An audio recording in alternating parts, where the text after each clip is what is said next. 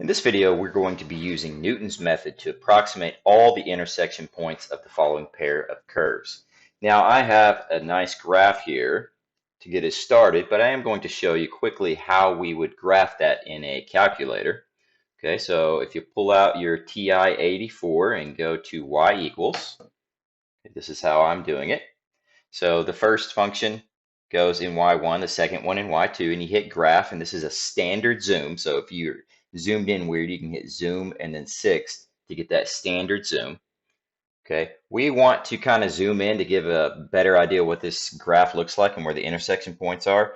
So this one right here appears to be a little bit more than -3. This one looks like 0, and this one is definitely less than +3. So I'm going to change my window to go from -3 to +3 and get a better look at this. So if you hit window and change it from -10 to 10 to -3 to 3, we'll have a better looking graph here. Okay, so this looks more similar to the one that we already had here. There's the line going through the sine function. Okay, so now we can see that this intersection point is just a little bit less than -2. So we'll say -2 is close enough for us. This one looks like it's right at 0, and this one looks like it's a little more than +2, so we'll say 2. So the three intersection points that we're going to start with are x is approximately equal to -2, 0, and 2. Okay, so what we need now is what is Newton's formula for Newton's method. So let me write that down real fast. Okay, here's Newton's formula. So we have x sub n plus 1, so this will be the next one that we find. So we'll start at one of these x values, and to find the next one, that's what we'll be doing here. This is x sub n, so that would be where we would place our approximate x value. So if we were using -2 as our starting point, we'd put a -2 here, here, and here. And once we plugged in those values, we'd get our next value that should be closer to the intersection point. Okay, so what does the f of x and f prime of x represent? Well, this is the function f. We need to know what that is. This is the derivative. So what I'm going to say, I'm going to define the function f this way. First, I'm going to put this will be g of x, and this will be h of x. Okay, so we know that two functions intersect when they are equal, right? So we know that for the intersection to happen, that g of x has to be equal to h of x at that point, right? Like this point right here, the two functions are equal to one another there, there, and there. So this is the intersection point. So we know that if we had g of x minus h of x equals 0, that would be the same thing, right? So move the h of x over. So what I'm going to do is label this, since we know that the difference between the two has to be 0 because they're the same. I'm going to label this f of x. F of x is going to be the difference of those two functions and where it is equal to 0. Okay, so for our f of x, we do g of x, which is 10 sine of x, minus h of x, which is 7x divided by 2. Okay, then we do the derivative because that's part of our formula. So f prime of x. Okay, so f prime of x, the derivative of 10 sine of x is 10 cosine of x. And then the derivative of 7x divided by 2 is just, well, it's negative 7 over 2. Okay, so there's the function f of x, and there's the derivative we have there. Okay, so now we're ready to start finding our first intersection point. Okay, so for our first intersection,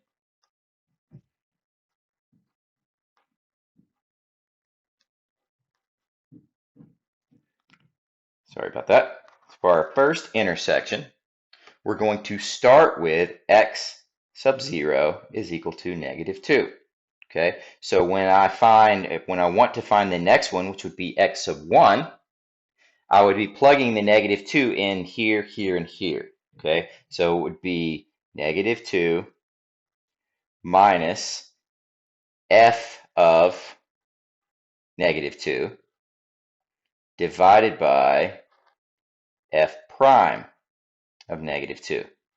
Okay, and that's these functions right here. So we probably want a way to make this a little easier. This is when the calculator comes in really handy. So I'm going to go back to my calculator, and I am going to plug in this formula. I'm going to get rid of what I already have there, which is this and this. Okay, and I'm going to plug in Newton's formula. So for this, I'll just plug in an x. Okay, and then minus the f of x function, which is right there. Okay, so let's use parentheses. It would be 10 sine x minus, and instead of 7 over 2, I'm going to do 3.5. It's sometimes easier to put in decimals than fractions in the calculator. 3.5x. Okay, so that's the negative 7 over 2. I wrote it as 3.5. I'm close parentheses. That's the top because it's here. Now I need to write the bottom, so I'll divide, open another parentheses, and now I'm going to write this 10 cosine x. Okay, and then minus, again, I'll do the 3.5. Okay, and close parentheses. Okay, so I have this function in here, and let me write that out real quick, what I just typed in. Okay, so this is what I typed in the calculator. Here's the negative 2. Okay, and I put in the x in that place, right? And then this 10 sine negative 2, there was an x there for me. And here's the x, so I put a negative 2 and a negative 2 here. Okay, that's what I just typed in the calculator, except I use x's. Now I'm going to plug in the negative 2 here in a second. But once you have this in there, exit that screen and hit second quit. And then hit vars, go over to yvars and hit enter on the function. And we have that function typed in y1, so I'll hit y1. And I'm going to open that and I'm going to plug in a negative 2 because that was my first value that I was given. Okay, so what I'm doing is I have this function, this whole thing put into the calculator, and now when I put this negative 2 here next to this function, it plugs in a negative 2 everywhere there is an x in this function. Okay, so I hit enter and I get an answer, which is negative 2.2731. Let's see, let's write that out. Okay, there's the answer I got for the first one, rounded to 6 decimal places. Okay, so what I'm going to do now to get the next one, which would be x sub 2, I'm going to take the answer that I just got and I'm going to plug that one in instead of a negative 2 being plugged in all these different places. Now I'm going to plug this one into all those places, and I can do that very easily in the calculator.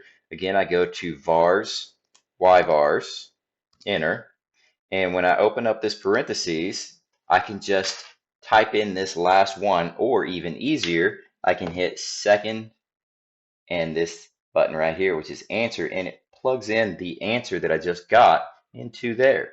Okay, so it's plugging in this negative 2.273182 into the function just like it did the negative 2. I hit enter and I get the next iteration of answers, which is negative 2.240743.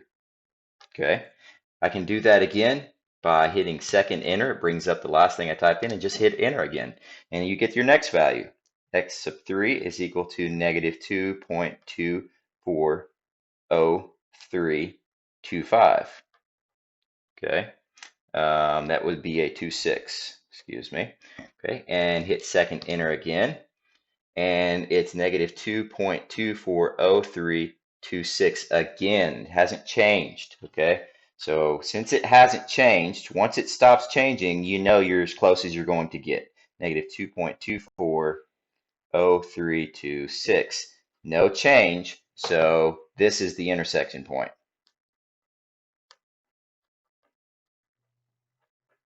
Okay, so that would be the answer, the intersection that was really close to negative 2. We used Newton's method, and we got this as an answer. And once this decimal stops changing at 6 decimal places, you can stop. Okay, so let's do our second one. We've already got it all typed in. Okay, we've already got everything typed in. All I'm doing now is starting with a different number. So I'll hit second enter again. Instead of answer, I'll go in there and I'll put our next 0, which is 0. Okay, when I plug that in, I get another 0 out. So for my second intersection point, let me write this down. Okay, I plugged in x of 0 equals 0, and when I plugged it in, I got a 0 out. So since there was no change, this is the intersection. You can stop going. All of them are going to say 0. So if you plug in a 0, you get a 0 back. The next time you do it, the same thing's going to happen. Okay, now let's go to our third intersection point, which is the 2. Okay, so we're going to start with x sub 0 is equal to 2. Okay, and let me do this process from the beginning one more time. So remember that you have to type in the Newton's method formula, which is this. Okay, so we have the x minus the function. Okay, so we have the top of the fraction there with the 10 sine of x minus the negative 7 over 2x, and the bottom function there. Okay, that's the derivative function. Okay, and in order to get to the y, you do y vars. You do vars, go over to y vars, hit enter on y1, and we're going to type in our first guess, which is 2. Okay, so I'll plug in a 2, and x sub 1 gives me 2.273182. Okay, now you don't have to go to the vars, y vars every time. You can just type in second enter, and that gives you the last thing that you typed in. Okay, and you can go in here, and instead of the 2, you can hit second, and the negative sign down here has answer. So it'll pop in the last answer you gave, and now you can hit enter, and you'll get the next iteration, which is x is equal to, or x sub 2 is equal to 2.240743. Okay, let's do it again. I'll hit second enter and then enter again, and I get x sub 3 is equal to 2.240326. Okay, let's hit second enter again, and x sub 4 gives me 2.240326. Notice there's no change in those last two, so this is your intersection. And we have found our 3 intersection. The first one was this right here.